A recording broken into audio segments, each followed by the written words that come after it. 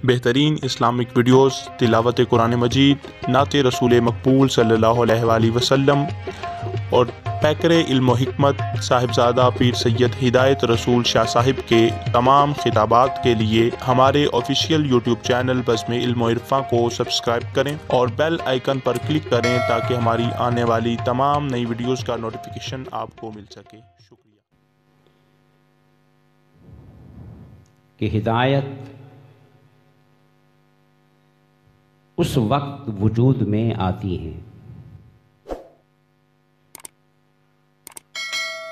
کہ جب انسان کا مزاج قرآن اور حدیث کے مطابق ہو جائے۔ انسان کا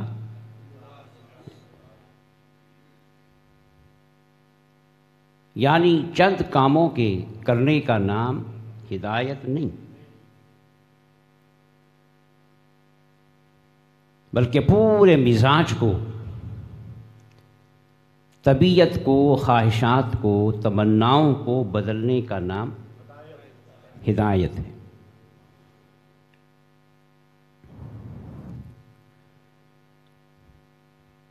اس لیے حضرت مجدد الفسانی رحمۃ اللہ تعالی علیہ نے فرمایا کہ جب شریعت طبیعت بن جائے، جب یعنی انسان نماز اس لیے نہ پڑھے کہ قرآن نے کہا، بلکہ نماز اس لیے پڑھے کہ اس کا دل چاہ رہا ہے۔ ہر اچھا کام اس لیے کرے کہ اس کی طبیعت کا تقاضا ہے، اور ہر برے کام سے اس لیے بچے کہ اس کے مزاج کو ہر برے کام سے نفرت ہے۔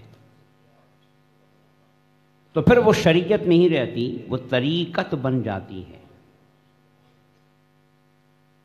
اور وہ شخص اللہ کا ولی بن جاتا ہے۔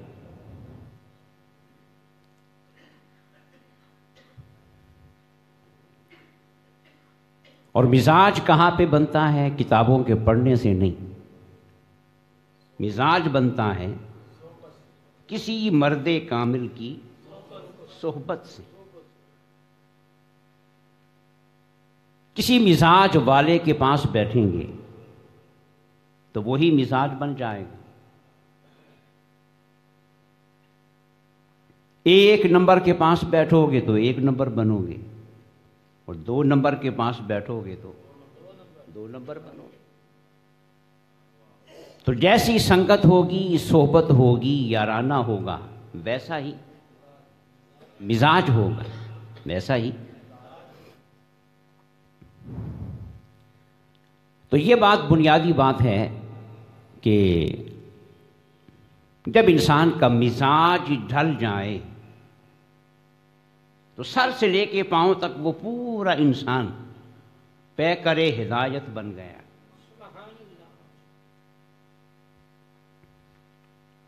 اب بڑی سیدھی سی بات ہے کہ بیٹی کو رخصت کرتے ہو تو کاغذ پہ لکھا ہوا قرآن اس کے سر پہ رکھتے ہو۔ کس پہ لکھا ہوا؟ کس پہ لکھا ہوا؟ وہ کاغذ پہ لکھا ہوا ہے نا، اور کاغذ پہ صرف قرآن کے الفاظ ہیں، عمل نہیں، عمل۔ تو کاغذ پہ لکھا ہوا قرآن اگر برکت کا باعث ہے، بات سمجھ نہیں، اور لفظوں کی شکل میں موجود قرآن اگر برکت کا باعث ہے، رحمت کا باعث ہے، اس قرآن کو گھر میں رکھتے ہو، اس کی آیت کو تعویذ بنا کے یہاں پہ ڈالتے ہو، تو وہ کس پہ لکھا ہوا ہے؟ وہ صرف قرآن کا لفظ ہے، عمل۔ تو اس سے برکتیں پھوٹتی ہیں، اور کاغذ پہ لکھا ہوا قرآن اللہ پاک کی رحمتوں کا باعث بنتا ہے۔ تو جس کا مزاج قرآن ہو، جس کی زبان پہ بھی قرآن ہو اور جس کی اداؤں میں بھی، جس کی اذاؤں میں بھی قرآن ہو تو پھر وہ شخص جہاں پہ قدم رکھے گا تو وہاں پہ برکتوں کا ایک نہیں بے شمار چشمے پھوٹ اٹھیں گے، اور اس چیز کو ہم سمجھتے ہی نہیں۔ بات سمجھ رہے ہیں؟ جب تک پھنسے ہوتے ہیں، مشکلات میں ہوتے ہیں، تو قرآن لکھ کے گلے میں ڈالا ہوتا ہے، بچوں سے پڑھا رہے ہوتے ہیں، ہے نا، اتنی بار یہ پڑھ دیں، اتنی بار یہ پڑھ دیں، اور جب حالات بہتر ہوتے ہیں تو پھر اس قرآن کے عمل سے ہمارا کوئی تعلق ہی نہیں رہتا، پھر بے برکتیاں آتی ہیں، نحوستیں آتی ہیں، مشکلات آتی ہیں۔ بس یہاں سے سمجھ جائیں کہ کاغذ پہ لکھا ہوا قرآن اگر برکت کا باعث ہے، حضور نے فرمایا گھر میں سورہ بقرہ پڑھو،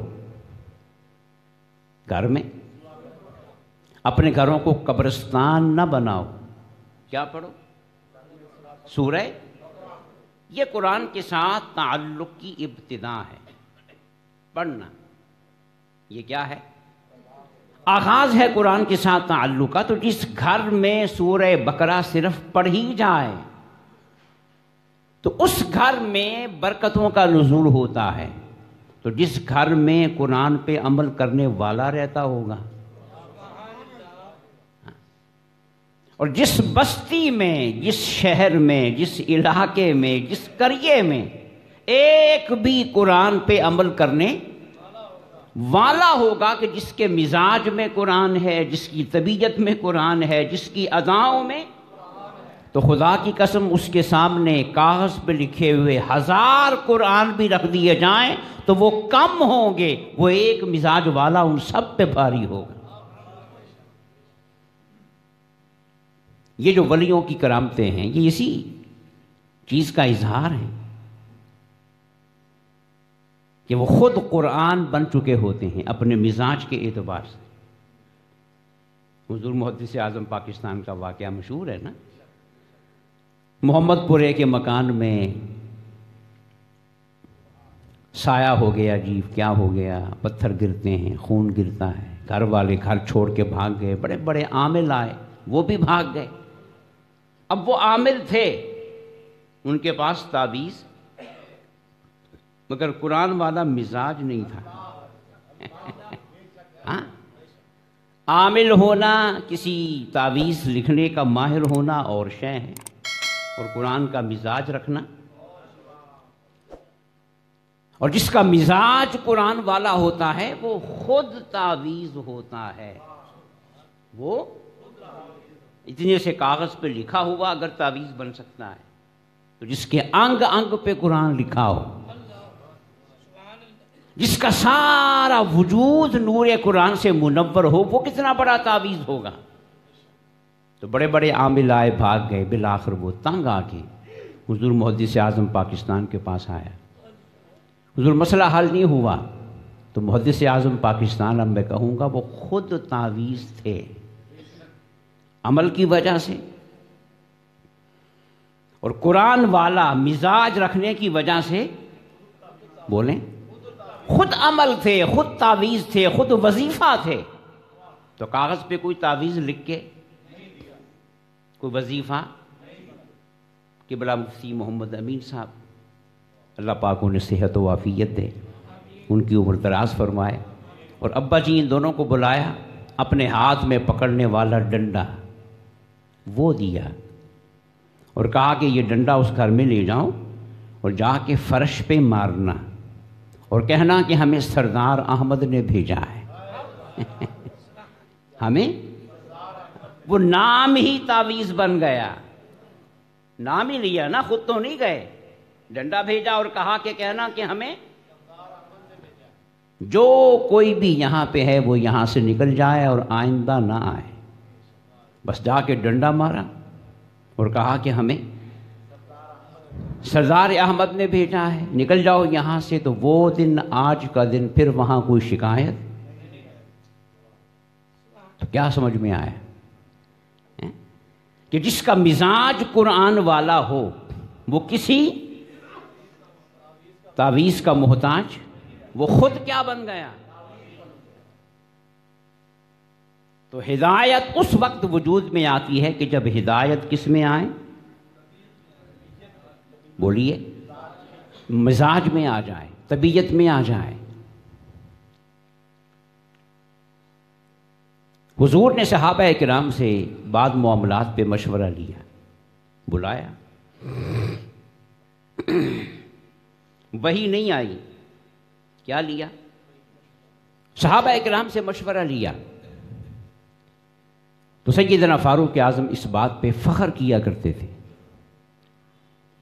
2 دفعہ ایسا ہوا کہ سیدنا فاروق اعظم نے جو مشورہ دیا، جو وہی قرآن کی آیت بن کے حکم ربانی آ گیا۔ بات سمجھ رہے ہیں؟ وہی قرآن کی آیت بن کے حکم ربانی آ گیا۔ اب یہ امتزاج کیسے ہوا، مطابقت کیسے ہوئی؟ بولے نا کہ ادھر قرآن تھا، ادھر قرآن والا مزاج تھا۔ قرآن والا تو جس کا مزاج قرآنی بن جائے تو پھر اس نے جو کہنا ہے وہی قرآن نے کہنا ہے۔ اس لیے قرآن کو اللہ نے فرقان کہا۔ یاد رکھیے، قرآن کو اللہ نے، اور عمر کو مصطفیٰ نے فاروق کہا۔ دونوں کا مادہ ایک ہے۔ قرآن کیا ہے؟ فرقان، اور عمر کیا ہے؟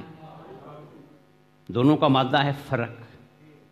قرآن بھی حق و باطل میں فرق کرنے والا، اور عمر بھی۔ تو پھر تائید ہو گئی نا کہ جو مزاج قرآن کا ہے وہی مزاج، بولو نا، عمر کا ہے۔ اس کو فرقان کہہ دیا، اس کو، مگر ایک فرق ہے پھر دونوں میں کہ قرآن صرف فرق بتانے والا ہے، عمر فرق کر کے دکھانے والا ہے۔ یہ بات سمجھ میں آئی؟ قرآن صرف بتانے میں ابہام رہ سکتا ہے۔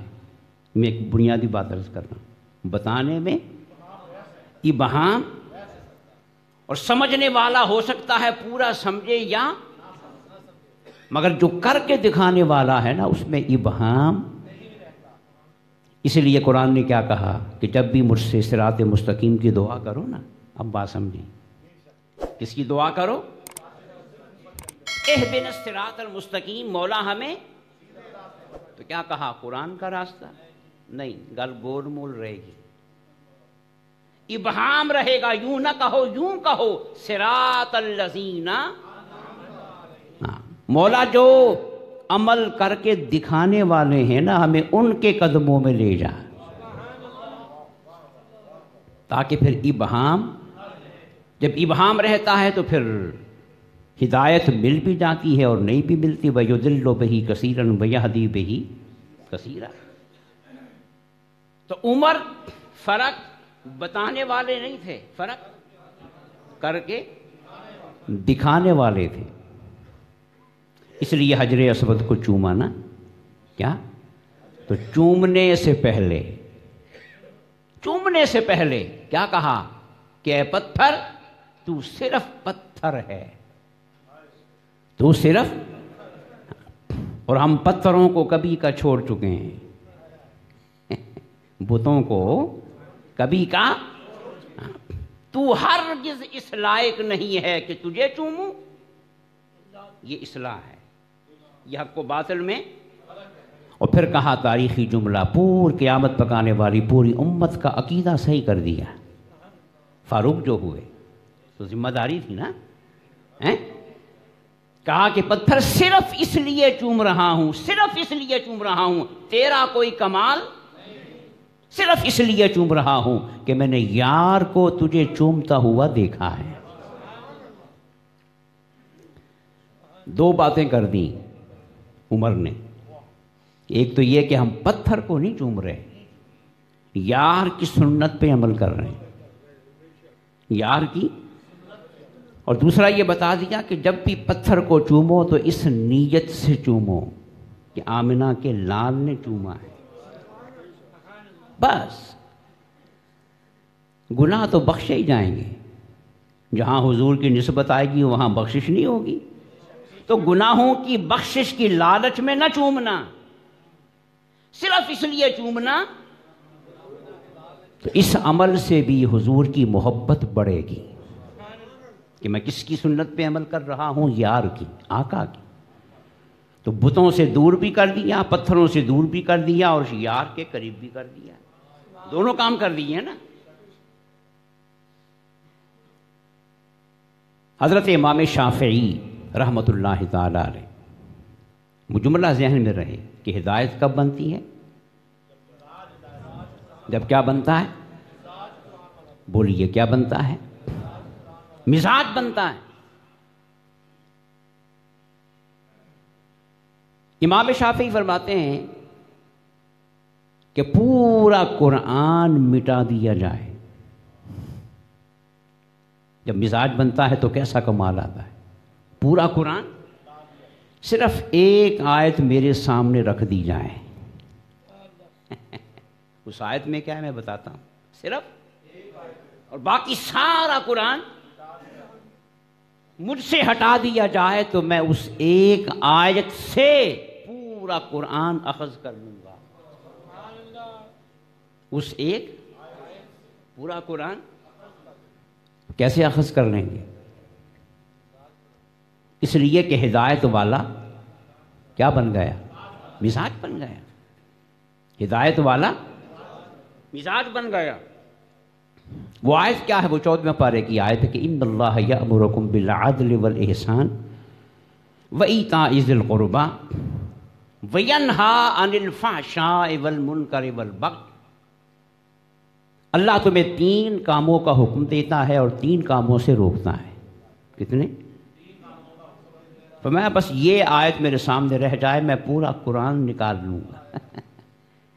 3 کاموں کا حکم دیتا ہے، بالعدل والاحسان وایتاء ذی القربى، عدل کرنے کا، احسان کرنے کا، اور قرابت داروں سے حسن سلوک کا. یہ 3 کاموں کے کرنے کا نمبر 1، یعنی یہ سمجھ لیں کہ یہ پورے دین کا خلاصہ ہے. اس آیت کو ہم خطبے کے اندر بھی پڑھتے ہیں نا، آپ سنتے ہیں عربی خطبے کے اندر. تو یاد کرنے کتنے کاموں کا حکم دیا؟ نمبر 1، نمبر 2 احسان، اور نمبر 3 بولیں لڑائی نہیں کرنی. کیوں بھائی؟ شرکا نہیں پانا. وہ جو چاہیں کرتے رہیں، ان نے ایویں کی تاسید میں بھی نہیں. پھر حضور کی غلامی کہاں گئی؟ اگر کسی کے عمل پہ رد عمل کرنا ہے تو غلامی کہاں گئی؟ پھر کلمہ کہاں گیا؟ پھر یہ داڑھی کہاں گئی؟ پھر درود کہاں گیا؟ وہ نفس کے پیچھے لگ کے جو چاہے کرتا رہے، ہم وہ کریں گے جو یار نے کہا ہے. تو پھر دیکھیں کالی کمری کا سایہ ملتا ہے کہ نہیں ملتا. 3 کاموں کے کرنے کا حکم دیا. نمبر 1 اور عدل یہ ہوتا ہے کہ جس کا جتنا حق ہو اتنا دیا جائے. یہ کیا ہوتا ہے؟ عدل. اور احسان کیا ہوتا ہے کہ حق سے زیادہ دینا. حق سے یہ کیا ہوتا ہے؟ وہ واقعہ میں نے سنایا تھا نا عبداللہ ابن مبارک کا، کہ ایک بڑے مالدار تھے، اللہ کے ولی بھی تھے اور مالدار بھی تھے، بزنس مین تھے. 3-4 مہینے کاروبار کرتے اور پورے سال کا کام کر لیتے. ہوتے ہیں نا بعض لوگ، صلاحیت ہوتی ہے. 4 مہینے حج کرتے، اس وقت وہ پیدل سواریوں پہ حج ہوتا تھا. اور 4 مہینے جہاں کہیں اسلامی فوج جہاد کر رہی ہوتی تو جہاد کرتے. وہ جہاد کرنے والے پیر تھے. نہیں سمجھے؟ کون سے؟ بھاگنے والے پیر. اس لیے اقبال نے کہا نا، نکل کر خانقاہوں سے ادا کر رسم. ان کے پاس ایک غریب شخص آیا، ان پڑھ تھا، کہا آج میری بیٹی کی شادی ہے، کچھ دے دیں. پوچھا بھی کیا چاہیے؟ وہ جی 1000 درہم دے دیں تو میرا گزارا ہو جائے گا. اب یہ اس کی ضرورت تھی. کیا تھی؟ کتنے؟ 1000 درہم. تو اب 1000 درہم دینا یہ تھا عدل، یہ اس کی. آپ نے پرچی لکھی اپنے منشی کے نام کہ اس کو 10,000 دے دو. اب یہ کیا ہو گیا؟ بولو نا. جتنا اس نے مانگا وہ دینا، اور اس کی توقع سے یہ کیا ہے؟ مولا فرماتا ہے میں بھی احسان کرتا ہوں بندو، تم بھی احسان کرنے والے بنو. نیت تو کرو نا، راستے میں کھول دوں گا، پر نیت تو کرو. میں کہا کرتا ہوں نا، دینے کی نیت کریں، وہاں سے آئے گا کہ آپ سوچ بھی نہیں سکیں گے. پر نیت کیا ہو؟ لینے کی نہیں، کھون دی نہیں، کیا ہو؟ خدا کی قسم آئے گا، اللہ آپ کی نیت کا بھرم رکھے گا. وہ کہے گا یہ بندہ ہو کے دے رہا ہے تو میں مولا ہو کے نہ دوں. اس کی رحمت کو بھی حیا آ جاتی ہے نا. تو آپ نے وہ چٹ بنا دی منشی کے نام. منشی کو پتا تھا کہ حضرت صاحب سے مانگا تھوڑا جاتا ہے اور دیتے یہ.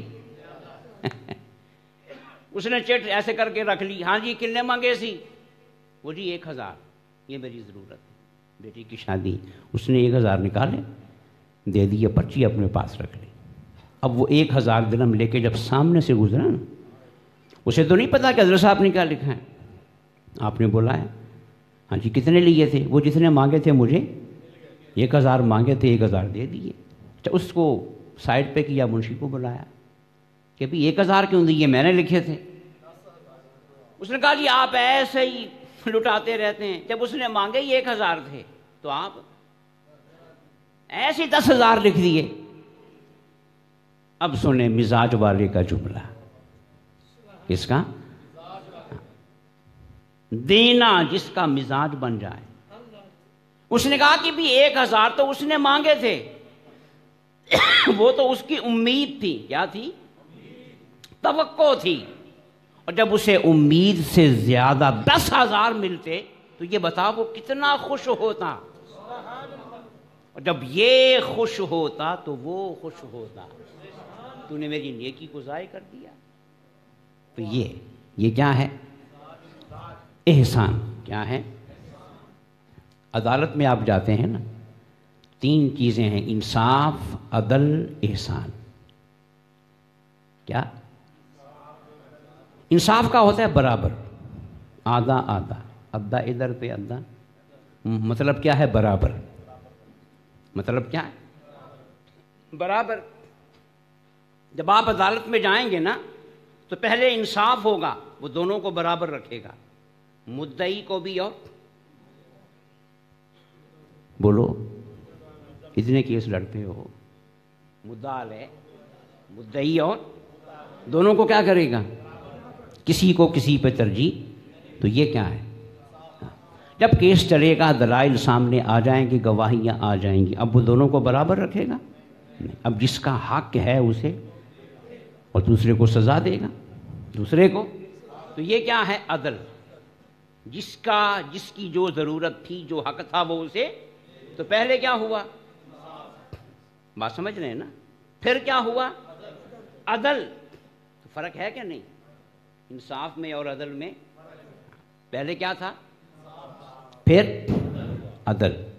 پھر جس کو سزا ملی اور جس مدعی کو اس کا حق، اگر وہ معاف کر دے کہ چلو بھئی عدالت نے فیصلہ کر دیا، میرا سینہ ٹھنڈا ہو گیا، اب میں اسے. تو یہ کیا ہے؟ ہاں یہ کیا ہے؟ احسان. تو مولا فرماتا ہے ان اللہ یأمرکم بالعدل والاحسان وایتاء ذی القربی. 3 کام کرو، عدل کرو اور کبھی عدل سے بڑھ بھی جایا کرو. اور حل جزاء الاحسان، سورہ رحمان کہہ رہی ہے حل جزاء الاحسان الا. جب تم کسی کو اس کی اوقات سے بڑھ کر دو گے نا تو پھر میں بھی تمہیں تمہاری اوقات سے بڑھ کے دوں گا. کیونکہ احسان کا بدلہ، تم احسان کرو گے تو میں بھی تم پہ احسان کروں گا.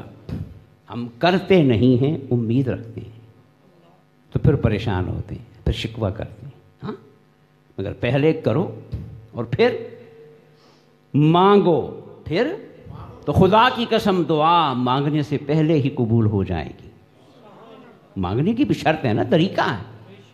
وَإِيتَاءِ ذِي الْقُرْبَىٰ، اور قرابت داروں کو دو، قرابت داروں کو پیار دو، محبت دو، قربت دو، ان کی خدمت کرو. 3 کاموں کے کرنے کا حکم دیا. وَيَنْهَىٰ عَنِ الْفَحْشَاءِ وَالْمُنکَرِ وَالْبَغْيِ، اور 3 کاموں سے بچو، بے حیائی سے، کس سے؟ اور برائی سے. اور بے حیائی کا تعلق جنسی معاملات کے ساتھ، کس کے ساتھ؟ اور منکرات، برائی کا تعلق زندگی کے دیگر معاملات کے ساتھ ہے. والبغی، اور سرکشی سے، حکومت وقت کے خلاف اٹھنے سے، کہ اس سے معاشرے میں کیا پیدا ہوتا ہے؟ انتشار پیدا ہوتا ہے. اس سے بھی کیا کرو؟ بچو.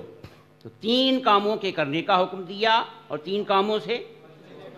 امام شافعی فرماتے ہیں کہ صرف ایک آیت سے میں پورا قرآن نکال سکتا ہوں. تو کیوں نکال سکتا ہوں؟ اتنا بڑا دعویٰ کیوں کیا؟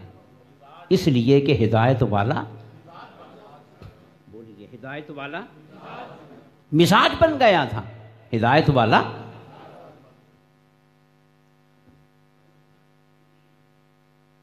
ایک کتاب ہے مثنوی مولا روم کی، علامہ اقبال کے روحانی مرشد. مثنوی، ہمیں نہیں پتا کہ مثنوی کیا ہے، ہاں ہمیں.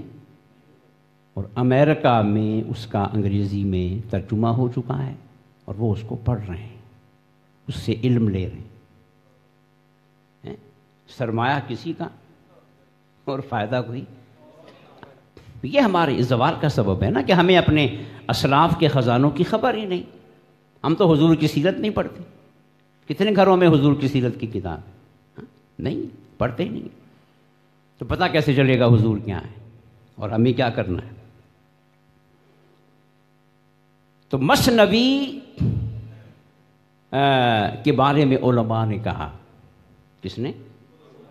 عقیدت مندوں نے نہیں. کس نے؟ علماء نے کہا کہ مثنوی، مولوی، معنوی، یہ شعر ہے پورا.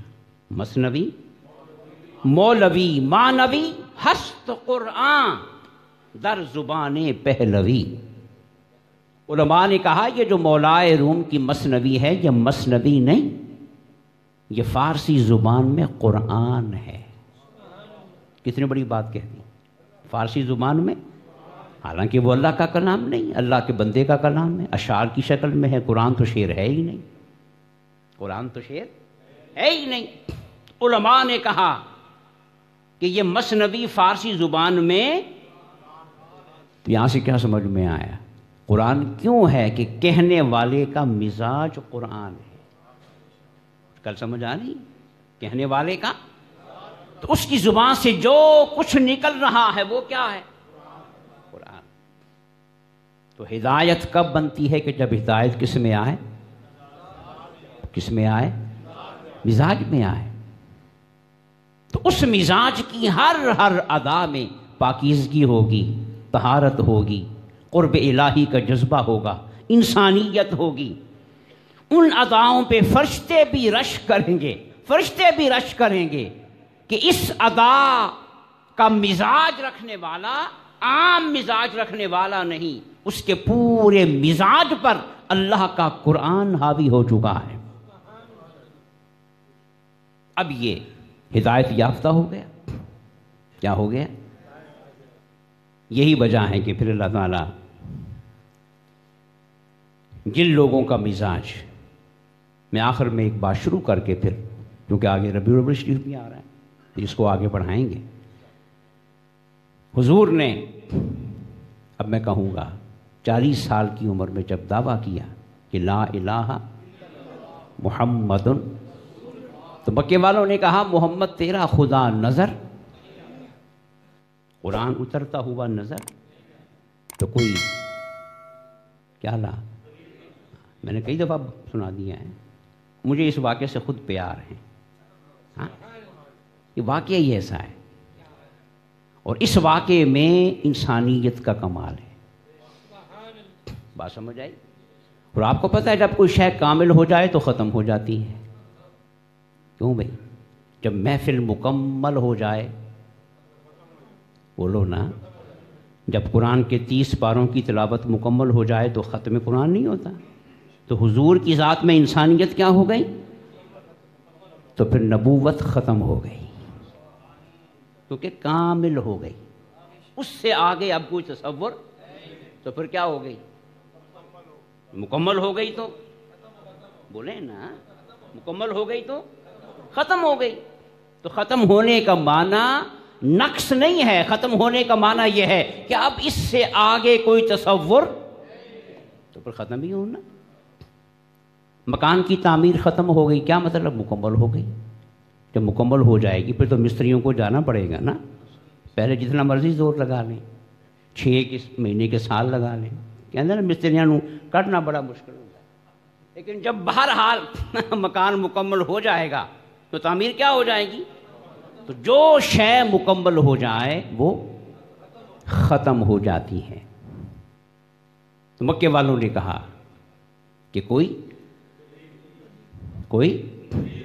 اب میں کہوں گا آج والے موضوع کی روشنی کہ پھر میرے مصطفیٰ نے خدا کو منوانے کے لیے خدا کو چاند کے ٹکڑے، سورج کو واپس، کنکریوں سے کلمہ. یہاں معاملہ کچھ اور تھا. عصا کو اژدہا بنا کے موسیٰ کی طرح، اور لوہے کو ہاتھ میں نرم کر کے داؤد کی طرح، اور مادر ذات نابینا کو بینا کر کے حضرت عیسیٰ کی طرح. یہاں کچھ اور دکھایا. اس لیے وہ شعر پڑھتے ہیں نعت کا کہ نبی شناس بنو. کیا بولو؟ معجزہ شناس نہیں. ہاں کیا؟ یہ شعر صرف حضور کے لیے ہے اور کسی نبی کے لیے نہیں. ہاں اور کسی، کیا کہا؟ نبی شناس بنو، معجزہ شناس، کہ ان کی شان سے ہر ایک معجزہ کم ہے. یہ چاند کے ٹکڑے کر دینا، سورج کو واپس بلا لینا، کسی اور نبی کی شان ہوگی، حضور کی نہیں. حضور کی شان کیا ہے؟ حضور نے کوئی معجزہ، اچھا قرآن بھی نہیں دکھایا. قرآن تو شروع ہی آج ہوا. قرآن ہی کو تو منوانا ہے، اسلام ہی کو تو منوانا ہے، تو پھر کیا دکھایا؟